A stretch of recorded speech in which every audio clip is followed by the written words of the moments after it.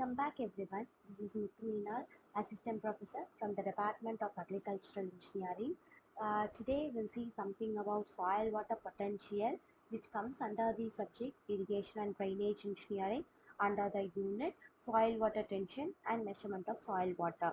Before going into the session, we'll have a small recap. What are the things which we have seen at the previous class?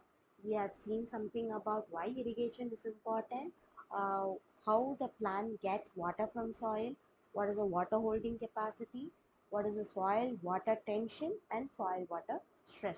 And while we have seen something about water holding capacity, we have seen four levels, that is saturation, yield capacity, wilting and oven drying.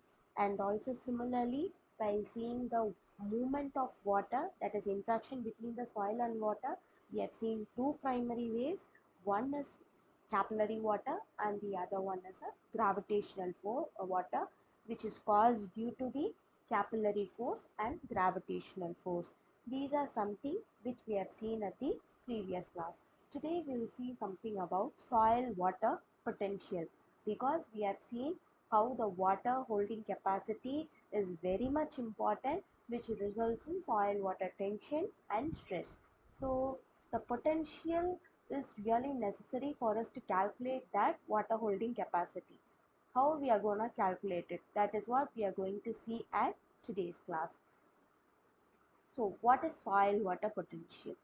The soil must have certain potentiality to hold the water, right? This is what we have been seeing throughout these three sessions, and today too we are, as a continuity, we are seeing something about its potentiality.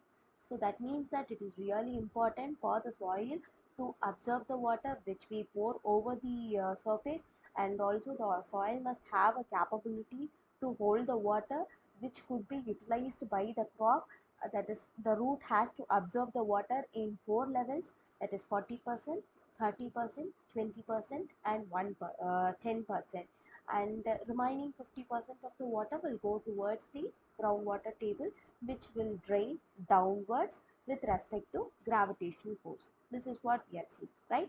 So that means that it is defined as an energy of pure water which doesn't possesses any external force, that is for example temperature or pressure or reference temperature and relevance elevation. So potential energy, we could simply indicate it as a potential energy of water. So that is said to be a soil water potential.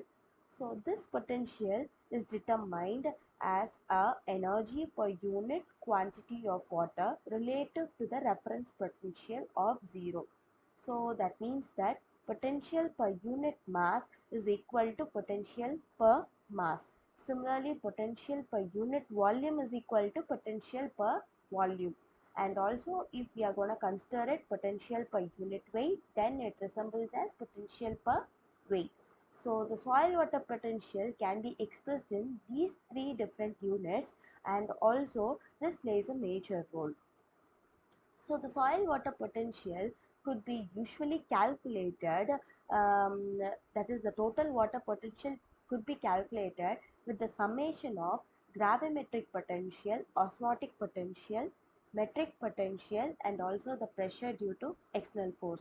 That means that pi t equal to pi z plus pi s plus pi m plus pi p. This is the constant denote for calculating the soil water potential. In order to calculate this, we have to calculate the potentiality with respect to these four kinds, that is gravimetric, osmotic, adsorption and external force. These four potentiality would be seen at the future session. Yes, as I have said that these water potential components plays a major role. What are those water components in the sense? The one is metric water potential.